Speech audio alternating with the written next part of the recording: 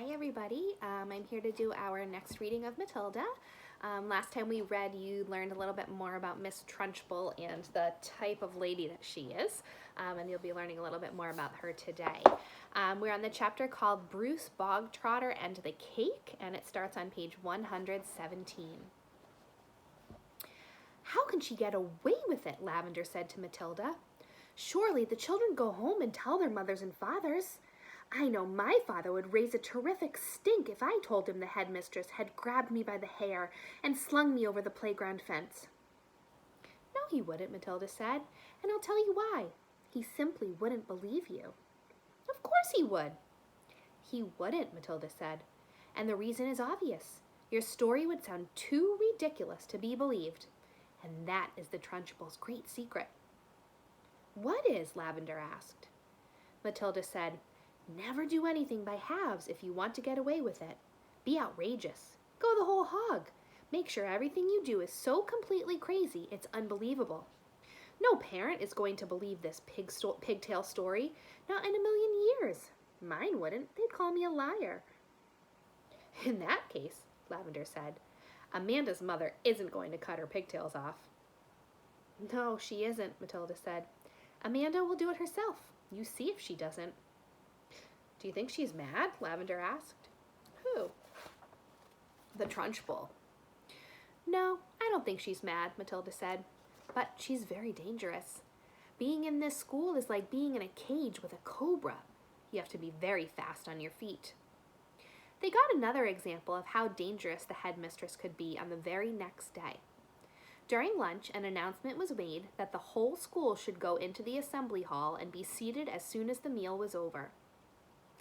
When all the 250 or so boys and girls were settled down in assembly, the Trunchbull marched on to the platform. None of the other teachers came in with her. She was carrying a riding crop in her right hand. She stood up there on center stage in her green breeches with legs apart and riding crop in hand, glaring at the sea of upturned faces before her. "What's going to happen?" Lavender whispered. "I don't know," Matilda whispered back. The whole school waited for what was coming next. "Bruce Bogtrotter!" the Trunchbull barked suddenly. "Where is Bruce Bogtrotter?" A hand shot up among the seated children. "Come up here," the Trunchbull shouted, "and look smart about it." An 11-year-old boy who was decidedly large and round stood up and waddled briskly forward. He climbed up onto the platform. "Stand over there," the Trunchbull ordered, pointing. The boy stood to one side. He looked nervous. He knew very well he wasn't up there to be presented with a prize. He was watching the headmistress with an exceedingly wary eye, and he kept edging farther and farther away from her with little shuffles of his feet, rather as a rat might edge away from a terrier that is watching it from across the room. His plump, flabby face had turned gray with fearful apprehension. His stockings hung about his ankles. "This clot," boomed the headmistress, pointing the riding crop at him. "This blackhead, this foul carbuncle, this poisonous pustule that you see before you is none other than a disgusting criminal. A denizen of the underworld, a member of the mafia." "Who? Me?" Bruce Bogtrotter said, looking genuinely puzzled. "A thief!" the Trunchbull screamed. "A crook, a pirate, a brigand, a rustler." "Steady on," the boy said. Dash it all, headmistress." "Do you deny it, you miserable little gumboil? Do you plead not guilty?" "I don't know what you're talking about," the boy said, more puzzled than ever. "I'll tell you what I'm talking about, you suppurating little blister," the Trunchbull shouted. "Yesterday morning, during break, you sneaked like a serpent into the kitchen and stole a slice of my private chocolate cake from my tea tray. That tray had just been prepared for me personally by the cook. It was my morning snack. And as for the cake, it was my own private stock. That was not boy's cake. You don't think for 1 minute I'm going to eat the filth I give to you? That cake was made from real butter and real cream. And he, that robber bandit, that safecracker, that highwayman standing over there with his socks around his ankles, stole it and ate it." "I never did, the boy exclaimed, turning from gray to white. Don't lie to me, Bogtrotter, barked the Trunchbull. The cook saw you. What's more, she saw you eating it. The Trunchbull paused to wipe a fleck of froth from her lips. When she spoke again, her voice was suddenly softer, quieter, more friendly, and she leaned towards the boy, smiling. You like my special chocolate cake, don't you, Bogtrotter? It's rich and delicious, isn't it, Bogtrotter?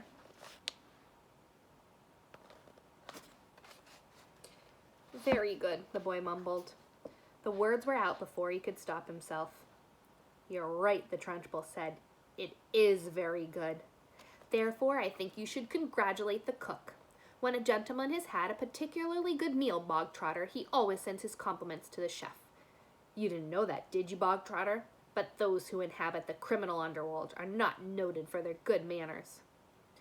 The boy remained silent. Cook, the Trunchbull shouted, turning her head towards the door. Come here, cook. Bogtrotter wishes to tell you how good your chocolate cake is. The cook, a tall, shriveled female who looked as though all of her body juices had been dried out of her long ago in a hot oven, walked onto the platform wearing a dirty white apron.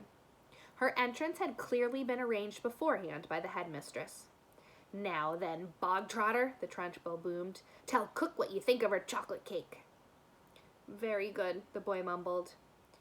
You could see he was now beginning to wonder what all this was leading up to. The only thing he knew for certain was that the law forbade the Trunchbull to hit him with the riding crop that she kept smacking against her thigh. That was some comfort, but not much because the Trunchbull was totally unpredictable. One never knew what she was going to do next. There you are, cook, the Trunchbull cried. Bogtrotter likes your cake. He adores your cake. Do you have any more of your cake you could give him? I do indeed, the cook said. She seemed to have learnt her lines by heart. Then go and get it, and bring a knife to cut it with. The cook disappeared. Almost at once, she was back again, staggering under the weight of an enormous round chocolate cake on a china platter. The cake was fully 18 inches in diameter and was covered with dark brown chocolate icing. Put it on the table, the Trunchbull said. There was a small table center stage with a chair behind it. The cook placed the cake carefully on the table. Sit down, Bogtrotter, the Trunchbull said. Sit there. The boy moved cautiously to the table and sat down. He stared at the gigantic cake. There you are, Bogtrotter, the Trunchbull said. And once again her voice became soft, persuasive, even gentle. It's all for you, every bit of it. As you enjoyed that slice you had yesterday so very much, I ordered cook to bake you an extra large one, all for yourself. Well, thank you, the boy said, totally bemused. Thank cook, not me, the Trunchbull said. Thank you, cook, the boy said. The cook stood there like a shriveled bootlace, tight-lipped, implacable, disapproving. She looked as though her mouth was full of lemon juice. Come on, then, the Trunchbull said. Why don't you cut yourself a nice, thick slice and try it? What? Now? The boy said, cautious. He knew there was a catch in this somewhere, but he wasn't sure where. Can't I take it home instead? He asked. That would be impolite, the Trunchbull said with a crafty grin. You must show Cookie here how grateful you are for all the trouble she's taken. The boy didn't move. Go on, get on with it, the Trunchbull said. Cut a slice and taste it. We haven't got all day.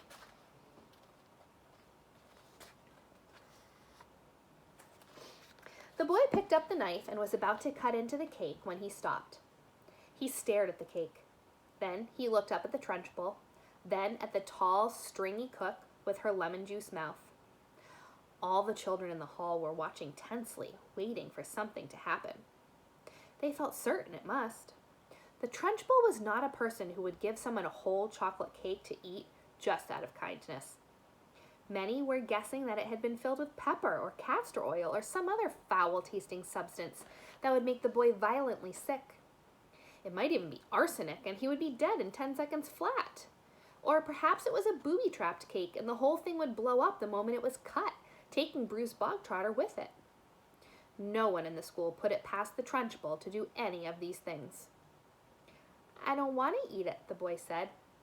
Taste it, you little brat, the Trunchbull said. You're insulting the cook. Very gingerly, the boy began to cut a thin slice of the vast cake.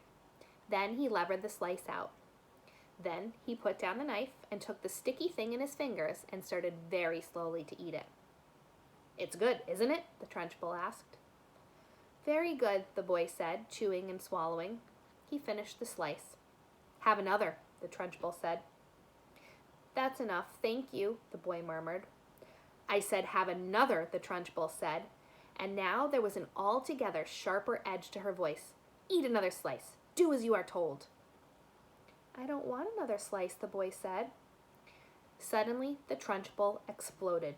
Eat, she shouted, banging her thigh with the riding crop. If I tell you to eat, you will eat. You wanted cake, you stole cake, and now you've got cake. What's more, you're going to eat it. You do not leave this platform, and nobody leaves this hall until you have eaten the entire cake that is sitting there in front of you. Do I make myself clear, Bog Trotter? Do you get my meaning? The boy looked at the Trunchbull. Then he looked down at the enormous cake. Eat, eat, eat, the Trunchbull was yelling. Very slowly, the boy cut himself another slice and began to eat it. Matilda was fascinated. Do you think he can do it? She whispered to Lavender. No, Lavender whispered back. It's impossible. He'd be sick before he was halfway through. The boy kept going. When he had finished the second slice, he looked at the Trunchbull, hesitating. Eat, she shouted. Greedy little thieves who like to eat cake must have cake. Eat faster, boy, eat faster. We don't want to be here all day. And don't stop like you're doing now. Next time you stop before it's all finished, you'll go straight into the chokey and I shall lock the door and throw the key down the well. The boy cut a third slice and started to eat it. He finished this one quicker than the other two, and when that was done, he immediately picked up the knife and cut the next slice. In some peculiar way, he seemed to be getting into his stride. Matilda, watching closely, saw no signs of distress in the boy yet. If anything, he seemed to be gathering confidence as he went along. He's doing well, she whispered to Lavender. He'll be sick soon, Lavender whispered back. It's going to be horrid. When Bruce Bogtrotter had eaten his way through half of the entire enormous cake, he paused for just a couple of seconds and took several deep breaths. The Trunchbull stood with hands on her hips, glaring at him. Get on with it, she shouted. Eat it up. Suddenly, the boy let out a gigantic belch which rolled around the assembly hall like thunder. Many of the audience began to giggle. Silence, shouted the Trunchbull. The boy cut himself another thick slice and started eating it fast. There were still no signs of flagging or giving up. He certainly did not look as though he was about to stop and cry out, I can't eat anymore, I'm going to be sick. He was still in there running. And now a subtle change was coming over the 250 children watching in the audience. Earlier on, they had sensed impending disaster. They had prepared themselves for an unpleasant scene in which the wretched boy, stuffed to the gills with chocolate cake, would have to surrender and beg for mercy, and then they would have watched the triumphant Trunchbull forcing more and still more cake into the mouth of the gasping boy. Not a bit of it. Bruce Bogtrotter was 3/4 of the way through and still going strong. One sensed that he was almost beginning to enjoy himself. He had a mountain to climb, and he was jolly well going to reach the top or die in the attempt. What is more, he had now become very conscious of his audience and of how they were all silently rooting for him. This was nothing less than a battle between him and the mighty Trunchbull. Suddenly someone shouted, Come on, Brucey, you can make it! The Trunchbull wheeled round and yelled, Silence! The audience watched intently. They were thoroughly caught up in the contest. They were longing to start cheering, but they didn't dare. I think he's going to make it, Matilda whispered. I think so too, Lavender whispered back. I wouldn't have believed anyone in the world could eat the whole of a cake that size. The Trunchbull doesn't believe it either, Matilda whispered. Look at her. She's turning redder and redder. She's going to kill him if he wins. The boy was slowing down now. There was no doubt about that. But he kept pushing the stuff into his mouth with the dogged perseverance of a long-distance runner who has sighted the finishing line and knows he must keep going. As the very last mouthful disappeared, a tremendous cheer rose up from the audience, and children were leaping onto their chairs and yelling and clapping and shouting, "Well done, Brucey! Good for you, Brucey! You've won a gold medal, Brucey!"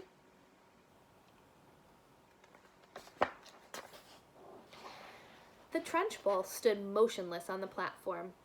Her great horsey face had turned the color of molten lava, and her eyes were glittering with fury. She glared at Bruce Bogtrotter, who was sitting on his chair like some huge, overstuffed grub, replete, comatose, unable to move or to speak.